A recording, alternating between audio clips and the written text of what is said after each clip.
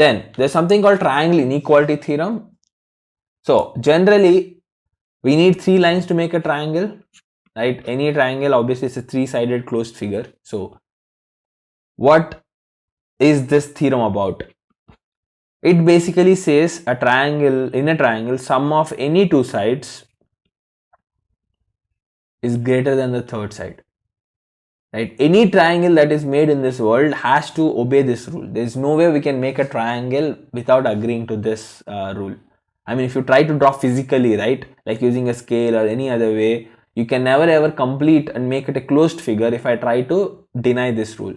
If I agree to this rule, it will automatically, if I make a triangle, that automatically means this rule is being, accepted. There is no way I can deny this and make a triangle in the real world. So let's take an example, right? Like 3, 4, 5 is a standard Pythagoras triplet. So what is this theorem saying? Sum of any 2 sides. So 3 plus 4 is 7 is greater than 5.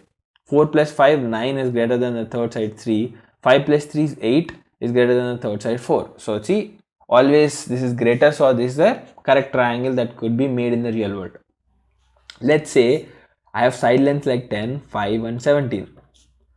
See, 10 plus 5 is 15 is not greater than 17.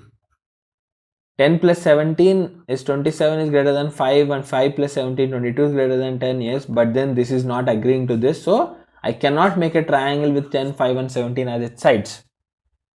Right, that's something that you have to be very careful with. So what is something that you get to see, what is the application that I can derive from this is this, that if I know 2 sides, right, let me call this as A and B are the 2 sides I know.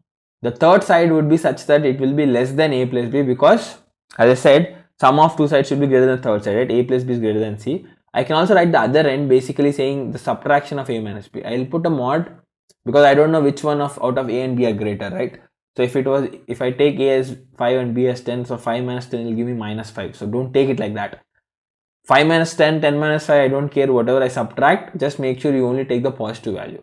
So if I say A is 5 and B is 10, so third side could be between 10 plus 5, 15 or 10 minus 5, 5. So C can be anywhere between 5 to 15. It cannot be 5 or 15 as well, okay? The endpoints are also not, I'm just putting less than, not equals to anywhere. So it can start from 5.1 to 14.9999. All of these are fine for me, but not 15, not 5, not 4, not 3, not 16, not 17. All of them are not accepted as the third value so that I can make a triangle, right? That's the application of this. Like make sure that if you get to see any 2 sides, generally you have to assume the third side such that it will accept this, inequality or maybe this fundamental rule. Then ABC is a triangle with all the 3 sides being integers. If AB is 13 and BC is 7, how many different values are possible for AC? So this is basically asking us to use triangle inequality theorem. If I know 2 sides, automatically the third side should be between AB plus BC and AB minus BC. So 6, 20, this is the third side. How many different values are possible for third side in this case? Actually, there are infinite, because I can have 6.1, 6.2, 6.11 and so on. But that's a normal situation. The question has explicitly mentioned that the 3 sides are integers. So third side also has to be integer. They can't be in decimal values. So what will be the possible values? I cannot have 6 and 20. I can have 7. I can have 8. I can have 9 and so on up to 19. Right? So 7 to 19 is basically 13 different values.